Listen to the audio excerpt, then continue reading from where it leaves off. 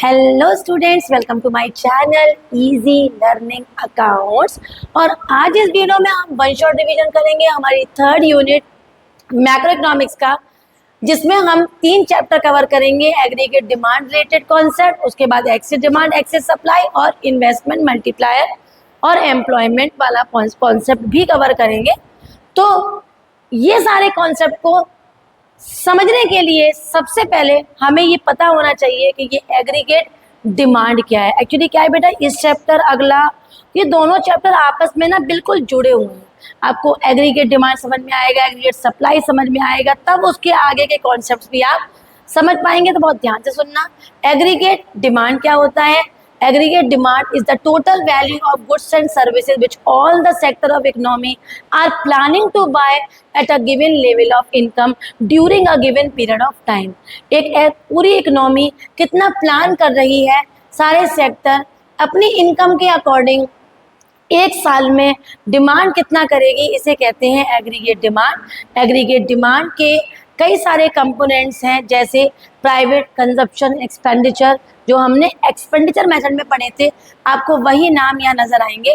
दूसरा है हमारा इन्वेस्टमेंट एक्सपेंडिचर, तीसरा गवर्नमेंट एक्सपेंडिचर और चौथा है नेट एक्सपोर्ट। तो आपको पहला 3 नंबर के हिसाब से क्वेश्चन रेडी करना है कि एग्रीगेट डिमांड क्या है और उसके कंपोनेंट्स क्या है।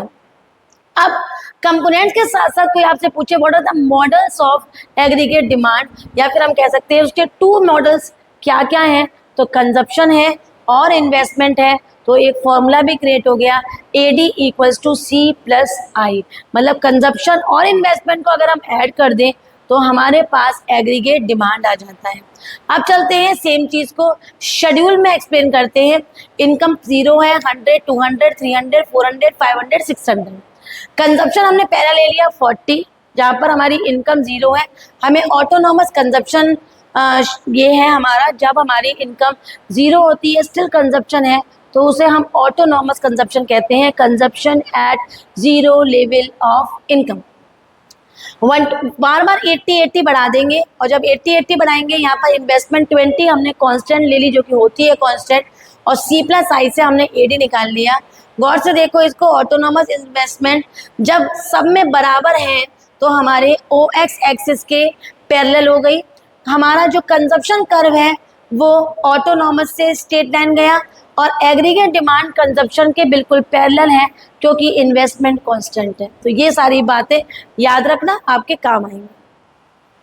दूसरा है हमेशा दूसरा मतलब इसका ऑपोजिट कि एग्रीगेट सप्लाई क्या है। तो that value of final goods and services that all the producers are willing to supply in a given period of time। एक प्रोड्यूसर कितना willingfully सप्लाई करना चाहता है in a given period of time is known as aggregate supply।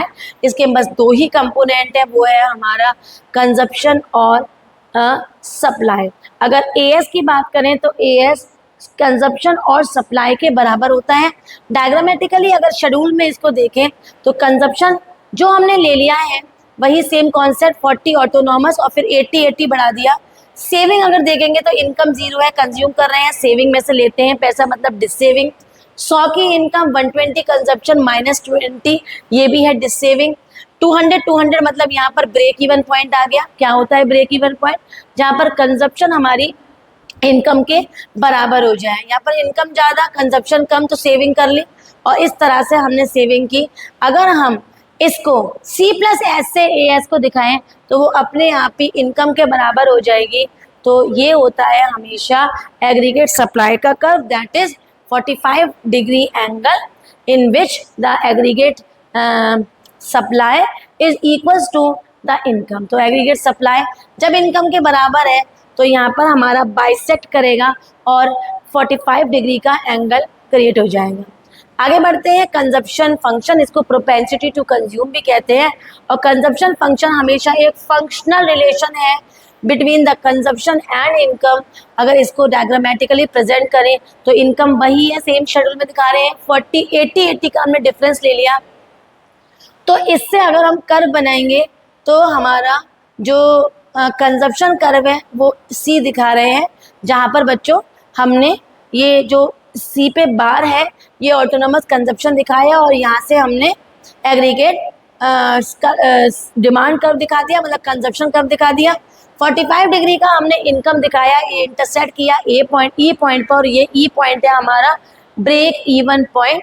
Break even point से पहले जो portion है वो हमारा डिस सेविंग है, और ऊपर का पूरा पोर्शन हमारा सेविंग्स है। ये जो लाइनें हम सुन रहे हैं ना, इसी से हमें एजर्शन रीजन एग्जाम्स में नजर आ जाते हैं। तो एपीसी क्या है? एपीसी हमारा प्रोपेंसिटी टू कंज्यूम का एक पार्ट है। ये दो पार्ट में होता है, एपीसी और एमपीसी। एपीसी है हमारा सी अपॉन वाई। कंजप्शन को अगर इनकम से डिवाइड कर दें या रेशियो बना लें तो हमारा एपीसी आ जाता है। आगे बढ़ते हैं, एक होता है हमारा एमपीसी। अब एमपीसी पढ़ने से पहले ये वाले पॉइंट सुन लेते हैं। क्या एपीसी मोर देन 1 हो सकता है? एपीसी मोर देन 1 हो सकता है अगर हमारा कंजप्शन ज्यादा हो और इनकम कम। तो ऐसा पॉसिबल है, क्योंकि हमने पहले वाले पॉइंट में पढ़ा था कि हमारी इनकम 0 थी फिर भी हमारा कंजप्शन ज्यादा था। दूसरे वाले पॉइंट में हमारी इनकम 100 थी लेकिन हमारा कंजप्शन 120 था। तो yes it is possible, consumption ज्यादा होगा इनकम से, तो एपीसी ग्रेटर देन 1 हो सकता है। क्या एपीसी 1 के बराबर हो सकता है? यस हो सकता है, अगर सी वाई के बराबर हो जाए। और सी वाई के बराबर उस मोमेंट पर हो सकता है जब हमारी सेविंग्स 0 हो। तो yes APC can be equals to 1। क्या एपीसी कभी भी लेस देन 1 हो सकता है? तो लेस देन 1 तभी हो सकता है जब हमारी इनकम ज्यादा हो और हमारी कंजप्शन कम हो और बाकी का पैसा हम कहीं ना कहीं सेव कर रहे हो। तो yes it is possible, it is less than 1 also. APC falls with the rise in income, और एपीसी कैन नेवर बी 0। याद रखना एपीसी कभी भी 0 नहीं होगा, क्योंकि ये सी अपॉन वाई होता है और सी कभी भी 0 नहीं होगा, कंजप्शन कभी भी 0 नहीं होगा, इसलिए एपीसी कभी भी 0 नहीं होगा। Now MPC is delta C upon delta Y, मतलब change in consumption upon change in income. तो इससे हमारा एमपीसी बनता है। अगर शेड्यूल के अकॉर्डिंग हम यहाँ देखें तो इनकम है, कंजप्शन है, डेल्टा सी मतलब अगर नीचे वाली वैल्यू को ऊपर वाली वैल्यू से माइनस करते जाएंगे डेल्टा सी। सिमिलरली अगर इनकम को माइनस करते जाएंगे डेल्टा वाई, दोनों को डिवाइड करेंगे तो एमपीसी आ जाएगा 0.80। इसको आप डायग्रामेटिकली दिखाओगे तो आपने एक इनकम का चेंज दिखाया, दूसरे कंजप्शन का चेंज दिखाया, उनके चेंज में जो अंतर दिख रहा है, जैसे यहाँ जो अंतर आ गया ये वाला हो गया हमारा डेल्टा सी, और इधर जो अंतर है वो है हमारा डेल्टा वाई, तो इसे बोलेंगे हम MPC. MPC value of MPC varies between 0 and 1। Yes याद रखना कि एमपीसी की वैल्यू या तो 0 या फिर 1 के बीच में वेरी करती है। MPC poor more than that of rich. It happens because poor people spend a great percentage then increase income and consumption as most of their basic needs are unsatisfied। याद रखना एक पुअर इंसान ज्यादा खर्चा करेगा consume करने में अपने इनकम के अकॉर्डिंग, क्योंकि उसकी कई बेसिक नीड्स अनसेटिस्फाइड होती हैं। एमपीसी फॉल्स में successive increase in income. MPC हमेशा कम होगा जब हमारी इनकम बढ़ेगी। ये सिंगल पॉइंट से हमें एजर्शन रीजन को कवर करेंगे, तो इनको जरूर पढ़िए, क्योंकि बच्चों इससे क्या है हमारे एजर्शन, हमारे स्टेटमेंट्स वाले क्वेश्चन, करेक्ट पेयर वाले क्वेश्चन हमारे इजीली अटेंड हो जाएंगे।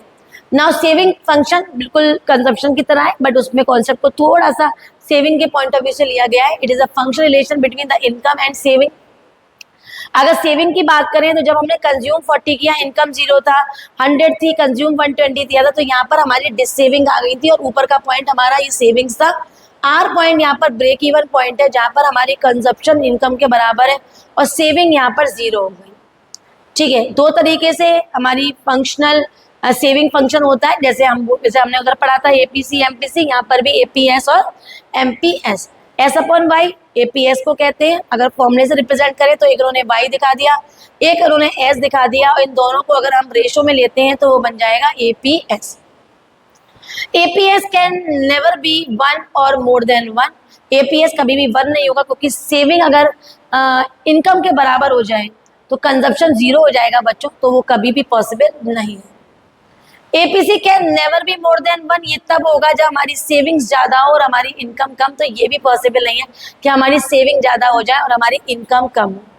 एपीसी कैन बी 0, बिल्कुल 0 हो सकता है। ब्रेक इवन पॉइंट पे एपीसी हमेशा 0 होता है, क्योंकि वहां कंजप्शन इनकम के बराबर है और हमारी एस मतलब न्यूमरेटर वाला हिस्सा 0 है। एपीएस कैन बी नेगेटिव और लेस देन 1, एपीएस नेगेटिव भी हो सकता है और 1 से कम भी हो सकता है। तो ये सिंगल सिंगल लाइन्स हमारे एग्जाम में नजर आएंगी।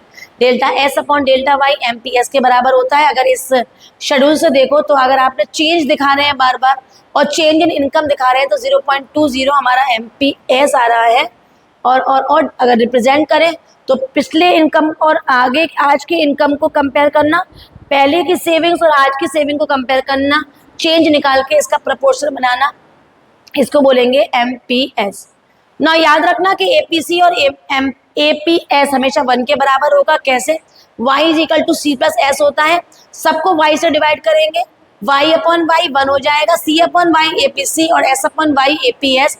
इससे हम प्रूव कर सकते हैं कि एपीसी हमेशा और एपीएस दोनों 1 के बराबर होते हैं। सिमिलरली एमपीएस और एमपीसी भी 1 के बराबर होंगे। अगर इन delta y is equal to delta C plus delta S, सबको डेल्टा y से डिवाइड कर लो तो इससे दोनों का हमारा एडिशन 1 के बराबर हो जाएगा। आगे बढ़ते हैं। नेक्स्ट कॉन्सेप्ट है हमारा इस चैप्टर में, वो है derivation of saving curve from consumption curve. Derivative करेंगे कंजप्शन कर्व को किससे? सेविंग कर्व से। इधर आपने 45 डिग्री का y बना दिया, ऑटोनॉमस कंजप्शन दिखाते हुए सी कर्व बनाया, ब्रेक इवन पॉइंट आया, इस ब्रेक इवन पॉइंट से परपेंडिकुलर गिराया। जब ये हमने इस पे इनकम पे गिराया तो वहीं पर हमने देखा कि क्योंकि हमारी कुछ सेविंग डिसेविंग थी, यहाँ से कर्व जनरेट किया तो ये बन गई हमारी सेविंग कर्व। तो डेरिवेशन अक्सर आ जाता है, कुछ सालों से नहीं आया है, बट फिर भी हमें से पढ़ना होगा क्योंकि डेरिवेशन हम इजीली बना सकते हैं। आप सी और वाई दिखाते हुए परपेंडिकुलर नीचे गिराना और वही दिखाना जहाँ पर एस 0 है और यहाँ पर भी एस 0 था और दोनों को मिला देना यहाँ पर एस एस को, तो पूरा सेविंग कर्व बन जाएगा। इन्वेस्टमेंट फंक्शन वो फंक्शन और एक्सपेंडिचर होता है incurred creation of new capital assets. अगर हम कोई न्यू कैपिटल एसेट जनरेट करना चाहते हैं तो हम क्या करेंगे? इन्वेस्टमेंट, और इसको क्या बोलेंगे? Investment function. दो तरीके का होता है, इंड्यूस इन्वेस्टमेंट और autonomous investment. Induce investment refer to investment which depends on profit expectations and directly influence the income level. इस लाइन को फिल इन द ब्लैंक के हिसाब से रेडी करेंगे और इस लाइन को बिल्कुल उल्टा कर दो तो क्या बन जाएगा? ऑटोनॉमस, जिस पर कोई चेंज नहीं इफेक्ट करता है इनकम का और ये कभी भी इसका सोलली प्रॉफिट मोटिव नहीं होता क्योंकि इन्वेस्टमेंट यहाँ पर हमारी कांस्टेंट होती है। याद रखना इस बात को। फिल इन द ब्लैंक में देता है डिटर्मिनेशन ऑफ इन्वेस्टमेंट दो तरीके से, marginal efficiency of investment, it refers to expected rate of return from an additional investment, dash refers to expected rate of return from additional investment. कोई additional investment कर रहे हो तो आपको कितना रेट ऑफ रिटर्न मिलेगा उसे बोलते हैं मार्जिनल एफिशिएंसी ऑफ इन्वेस्टमेंट। मतलब कितना चेंज आएगा आपको प्रॉफिट में, आपको गेन में, आपको रिटर्न में कितना चेंजेस आ रहा है उसको बोलेंगे marginal efficiency of investment. ROI is the rate of interest और एक्स एंटी सेविंग, एक हाउसहोल्ड कितना सेव करना चाहता है, एक्स एंटी सेविंग। एक हाउसहोल्ड ने कितना सेव कर लिया इन अ गिवन ईयर, इसे बोलेंगे x post saving. X anti investment, एक फर्म कितना इन्वेस्ट करना चाहती है या प्लान कर रही है उसे बोलेंगे एक्स एंटी इन्वेस्टमेंट, और कितना उसने इन्वेस्ट कर लिया ड्यूरिंग द ईयर, इसको बोलेंगे फर्म ने कितना इन्वेस्ट कर लिया, इसे बोलेंगे एक्स पोस्ट इन्वेस्टमेंट। तो ये चीज़ें हमारे कुछ स्टेटमेंट के साथ लग के आएंगी, जैसे सेविंग्स है, जैसे हमारे इन्वेस्टमेंट्स है, उसके एजर्शंस है। तो पोस्ट और एक्स एंटी से हम ये समझ जाएंगे कि सेव कर लिया या सेव करना चाहते थे, या इन्वेस्ट कर लिया या कितना इन्वेस्ट करना चाहते थे। ठीक है। फुल एम्प्लॉयमेंट क्या होता है? वो सिचुएशन जहाँ पर जितने लोग काम करना चाहते हैं सबको काम मिल रहा है, उसको बोलेंगे full employment. Involuntary unemployment refer to the unemployment in which all those people who are willing to and able to work at existing rate, वो किसी भी रेट पे काम करना चाहते हैं और उनको काम नहीं मिल रहा है तो उसको बोलेंगे इनवॉलंटरी अनएम्प्लॉयमेंट। और वॉलंटरी अनएम्प्लॉयमेंट, वो उस वेज रेट पे काम ही नहीं करना चाहते इसलिए उनको काम नहीं मिल रहा है, इसको बोलेंगे वॉलंटरी अनएम्प्लॉयमेंट। ठीक है बेटा।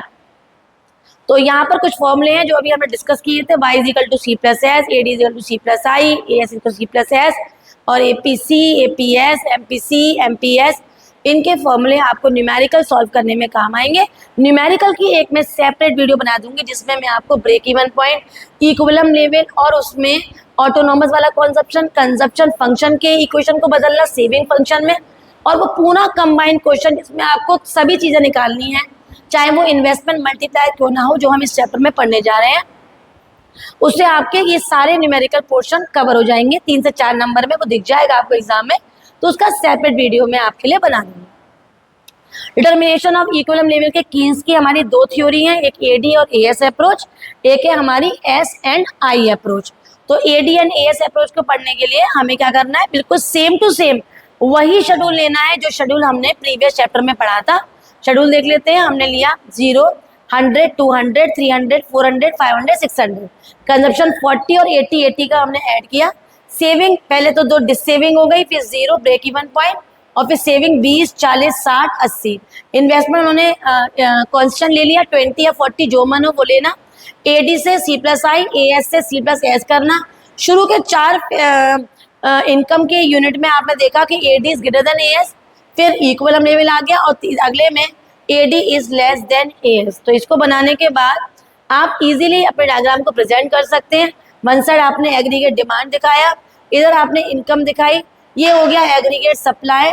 एग्रीगेट सप्लाई 45 डिग्री का एंगल होगा क्योंकि वो इनकम के बराबर होगा, ये हमने प्रीवियस चैप्टर में कवर किया था।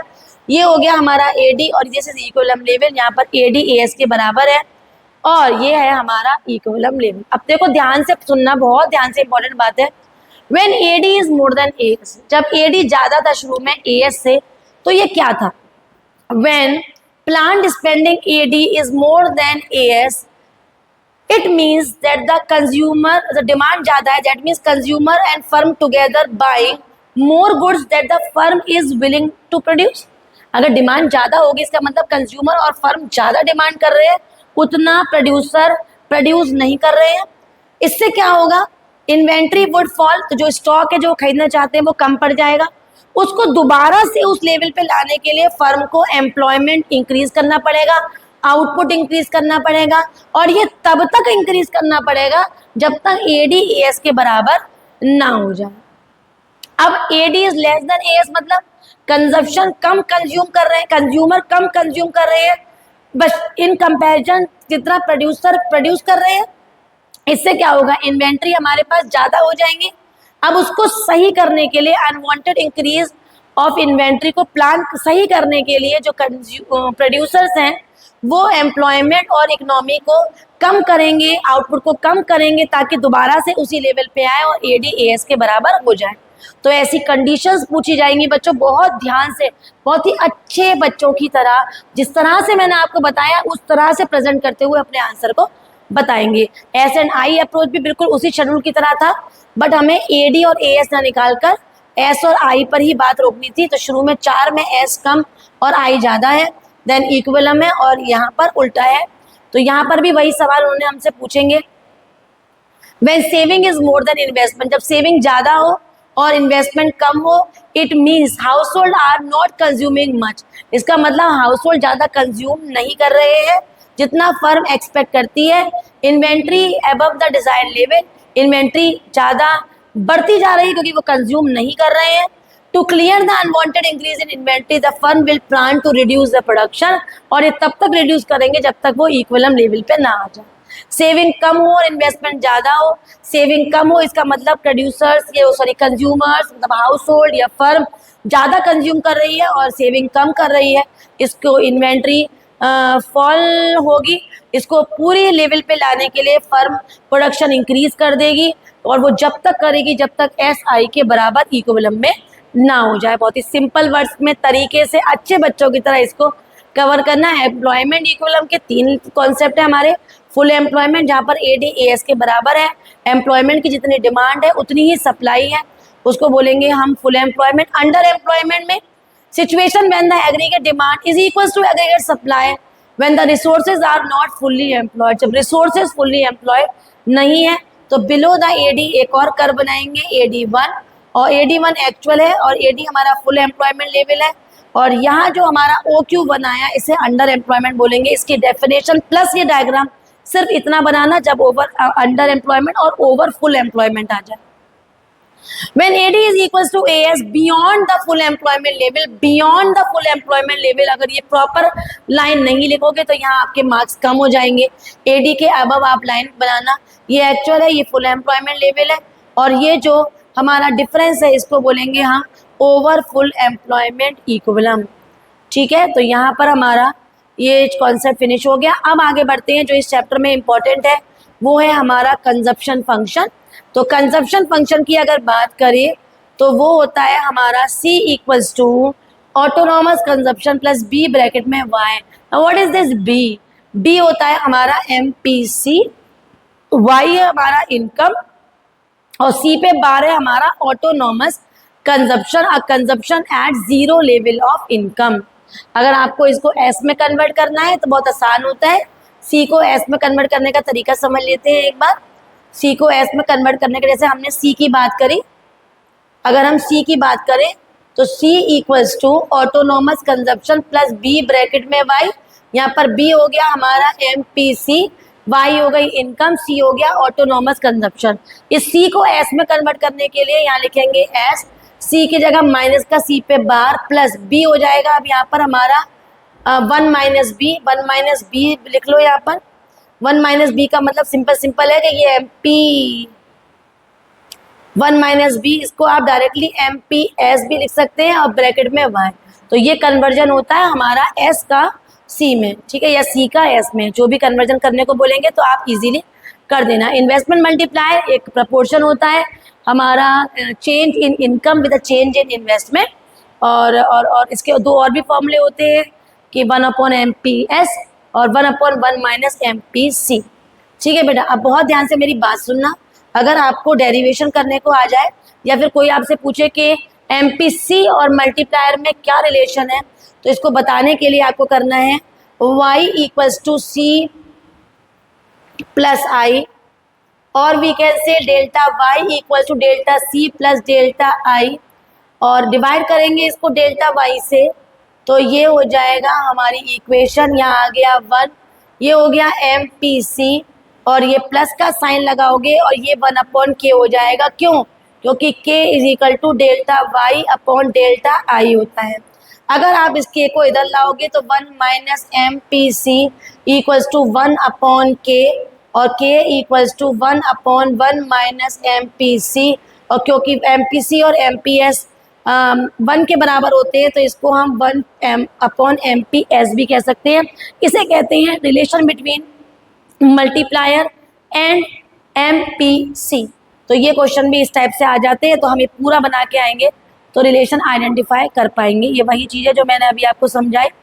और या वर्किंग पढ़ेंगे मल्टीप्लायर की, तो मल्टीप्लायर की वर्किंग उस कॉन्सेप्ट पे बेस है जो ये कहता है कि 1 person investment is the other persons income.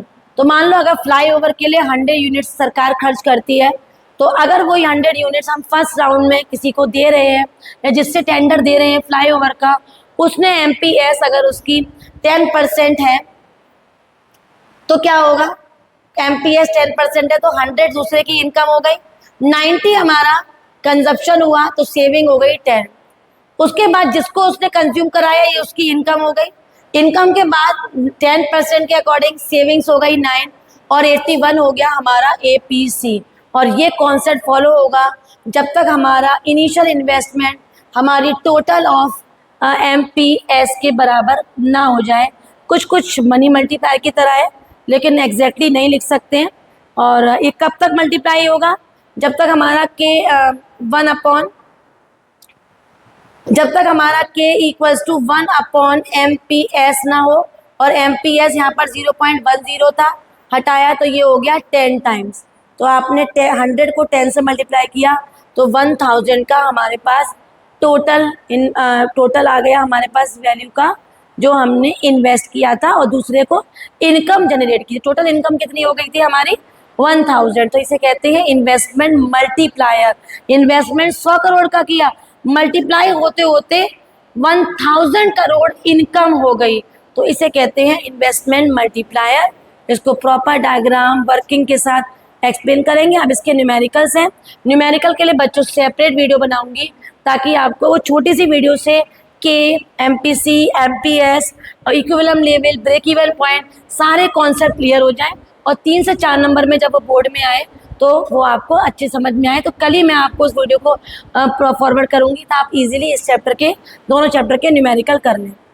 Access demand और एक्सेस डेफिसिट डिमांड की अगर बात करें तो एक्सेस डिमांड मतलब situation when AD is more than aggregate supply under the corresponding to the full employment level. और corresponding to the full employment level word लिखना, line लिखना बहुत ज़रूरी है, नहीं तो आप इन्फ्लेशनरी गैप या फिर एक्सेस डिमांड को सही आंसर नहीं माना जाएगा। आपका डायग्राम भी बनाएंगे डेफिनेशन के साथ। आपने गौर से देखा ये AS है 45 डिग्री, ये AD है जहाँ पर हमारा ऑटोनॉमस कंजप्शन दिखाया गया है। इन्फ्लेशनरी गैप क्योंकि डिमांड ज़्यादा है, डिमांड ज़्यादा है तो AD के ऊपर एक पैरेलल बनाया। क्यों? क्योंकि हमारी जो इन्वेस्टमेंट है वो उनमें चेंज आ गया, इन्वेस्टमेंट के चेंज आने से हमारा डिमांड बढ़ गई। और ये जो हिस्सा दिख रहा है आपको EF का, इसको बोलेंगे इन्फ्लेशनरी गैप। इसको एक्सेस डिमांड के नाम से भी दिखा सकते हैं एग्जाम में, या इन्फ्लेशनरी गैप के नाम से भी दिखा सकते हैं। रीजंस क्या होते हैं एक्सेस डिमांड के? Rise in propensity to consume, reduction in tax, tax rate घट जाए, हमारा जो एक्सपोर्ट है वो बढ़ जाए, या हमारा इम्पोर्ट है वो कम हो जाए। ज़्यादा रीज़न मत करिए, केवल 3 से 4 रीजन पढ़ लीजिए। और इम्पैक्ट क्या है? इम्पैक्ट बहुत इंपॉर्टेंट है, 2 साल से लगातार इम्पैक्ट्स आ रहे हैं। तो इफेक्ट ऑन आउटपुट, आउटपुट पे कोई फर्क नहीं पड़ता एक्सेस डिमांड का। इफेक्ट ऑन एम्प्लॉयमेंट, कोई इफेक्ट नहीं पड़ता एम्प्लॉयमेंट पे, लेकिन प्राइस लेवल हमेशा राइज होंगे। याद रखना, डिमांड बढ़ेगी किसी भी चीज़ की तो इससे हमारा प्राइस लेवल बढ़ जाएगा, जिसका इन्फ्लेशन एक कॉन्सिक्वेंस है, inflation. Deficit demand situation when AD is less than aggregate supply corresponding to the full employment word लिखना बहुत ज़रूरी है। इसमें डिमांड घटेगी क्योंकि इन्वेस्टमेंट कम हुआ है। पहले लाइन डाउन साइड बनाना, और ये जो गैप दिख रहा है इसे बोलेंगे डिफ्लेशनरी गैप। इसको डेफिसिट डिमांड भी बोल सकते हैं। रीजन बिल्कुल उल्टे कर देना, वहाँ राइज इन एक्सपोर्ट था, यहाँ पर fall in export, rise in import, increase in tax, decrease in propensity to consume. इसके इफेक्ट्स भी वही सेम है। इसके इफेक्ट पड़ेंगे हमारे आउटपुट पे, तो आउटपुट बढ़ जाएगा। और फिर क्या, हमारी जो हमारी प्रोड्यूसर्स हैं वो आउटपुट को एकदम से प्लान आउटपुट को कम कर देंगे। वो कहेंगे भैया डिमांड ही ज़्यादा नहीं हो रही, तो हमारे पास जो इन्वेंट्री पहले से रखी हुई है वो तो रखी है, लेकिन जो आगे की प्लानिंग है वो हमारी कम हो जाएगी। इफेक्ट ऑन एम्प्लॉयमेंट, एम्प्लॉयमेंट भी कम हो जाएगा। और प्राइस लेवल भी कम होगा बेटा। डिमांड घट जाएगी तो प्राइस को बढ़ा के भी क्या करेंगे? Measure to control excess demand, तो यहाँ पर क्वालिटेटिव और क्वालिटेटिव तो पढ़ेंगे ही पढ़ेंगे, साथ में गवर्नमेंट स्पेंडिंग्स। अगर गवर्नमेंट स्पेंडिंग्स अपनी कम कर दे तो हम इंक्रीज इन या एक्सेस डिमांड को कंट्रोल कर सकते हैं। अगर वो अपने स्पेंडिंग को बढ़ा दे तो कहीं ना कहीं लोगों को एम्प्लॉयमेंट मिलेगा, पैसा बढ़ेगा, तो यहाँ पर डिमांड को, डेफिसिट डिमांड को बढ़ा सकते हैं। चेंज इन टैक्स, अगर सरकार टैक्स रेट बढ़ा दे तो एक्सेस डिमांड को कंट्रोल कर सकते हैं, और अगर टैक्स रेट घटा दे तो डेफिसिट डिमांड को कंट्रोल कर सकते हैं। मनी सप्लाई में दोनों तरीके से पढ़ना, क्वांटिटेटिव और क्वालिटेटिव। तो अगर हम क्वालिटेटिव की बात करें, रेपो रेट, तो रेपो रेट वो होता है जिस रेट में हमारी सेंट्रल बैंक कमर्शियल बैंक को मनी सप्लाई करती है for the short term needs, for fulfil the short term needs. Excess demand है तो वो रेपो रेट बढ़ा देंगी, या फिर बैंक रेट का केस है तो वो भी बढ़ा देंगी। ओपन मार्केट ऑपरेशन में सेल बढ़ा दें, LRR का रिजर्व बढ़ा दें, और मार्जिन रिक्वायरमेंट का रेट बढ़ा दें, तो इन सब से हम एक्सेस डिमांड को कंट्रोल कर सकते हैं। उल्टा कर दो, घटा दो सबके रेट, तो डेफिसिट डिमांड को कंट्रोल कर सकते हैं। इस तरीके से ट्रिक याद कर लो, गलती कभी नहीं होगी कि अगर मेरे एग्जाम में एक्सेस डिमांड को कंट्रोल करने का आएगा तो सारे rate, repo rate, bank rate वगैरह सब बढ़ा दो। इसका सीधा असर लोन पे पड़ता है क्योंकि उसकी इंटरेस्ट रेट बढ़ जाती है कमर्शियल बैंक के द्वारा, जिससे लोग कम लिक्विड मनी लेंगे और इससे मनी सप्लाई लिक्विड की कम होगी और एक्सेस डिमांड कंट्रोल होगी। तो इस तरह से हमने इनके मेजर्स पढ़ लिए। डेफिसिट के बिल्कुल उल्टे हैं मेजर्स, वहाँ पर हम सब के रेट घटा देंगे, और इस तरह से हमारी दोनों यूनिट, पूरी यूनिट कंप्लीट हो गई। चैप्टर नंबर 7, 8 और 9 तीनों चैप्टर का एक यूनिट है। न्यूमेरिकल नहीं पढ़ाया है, ऐसा नहीं है न्यूमेरिकल आएगा नहीं, न्यूमेरिकल ज़रूर आएगा। तो कल मैं आप लोगों की छोटा सा वीडियो फॉरवर्ड कर दूंगी जिसमें equilibrium level, break even point, consumption function और सेविंग फंक्शन का कन्वर्जन, या फिर इन्वेस्टमेंट मल्टीप्लायर वाले कॉन्सेप्ट और रेशो वाले कॉन्सेप्ट, एमपीसी और एमपीएस वाले, उनका पूरा पीडीएफ बना के उन हर टाइप के क्वेश्चंस मैं आपको करा दूंगी। तो उसको ज़रूर देखना और वो तभी देख पाएंगे जब आप मेरे चैनल को सब्सक्राइब करेंगे। वीडियो को लाइक करिए अगर आपको समझ में अच्छे से आ गया हो, कमेंट करके कोई भी डाउट पूछ सकते हैं और अपने फ्रेंड्स में बहुत सारा शेयर करिए। Bye bye.